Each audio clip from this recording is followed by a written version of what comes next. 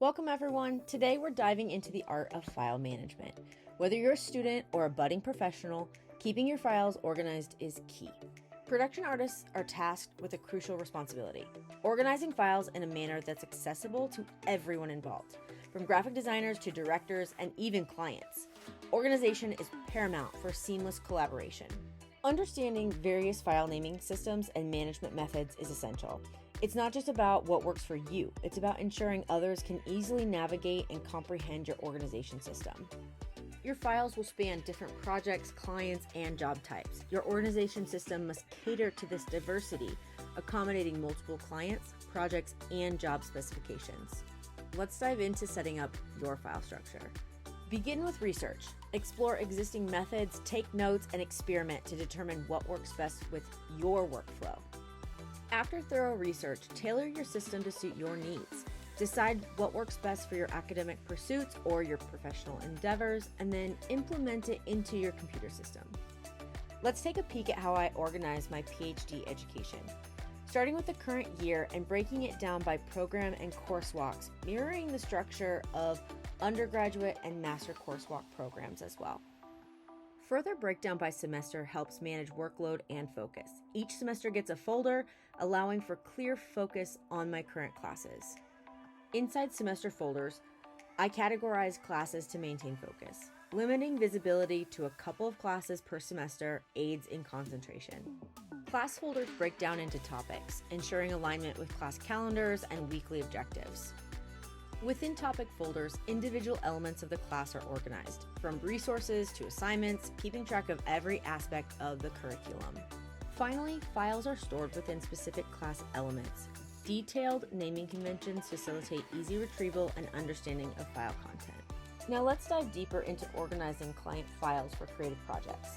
Unlike academic structures, client-based organization requires a tailored approach to accommodate the various stages of project development and client interactions.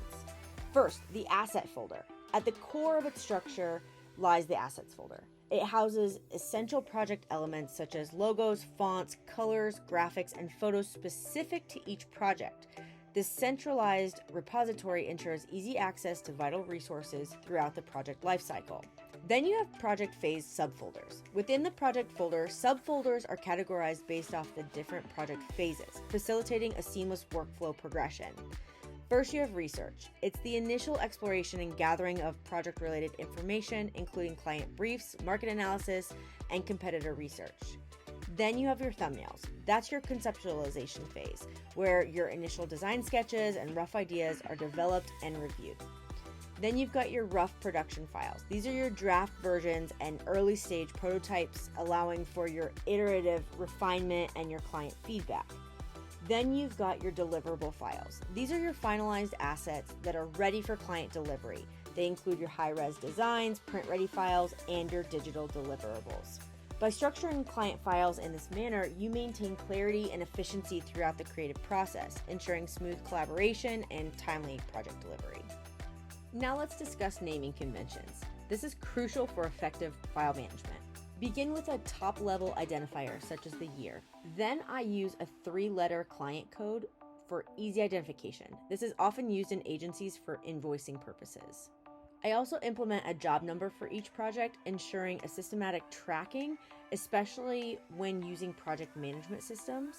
Here I include a client abbreviation or a name to enhance recognition, particularly when you have short client codes. Clearly state your project name. Balance your information with brevity. Use version numbers instead of terms like final to avoid confusion. Prefix single-digit versions with a 0 for consistent ordering. Then conclude with the file type extension. This provides clarity on the file format. And that's a wrap. We've covered setting up file structures and naming conventions for academic and professional use. If you have any questions, feel free to drop them in the comments. Have a great day. Bye, guys.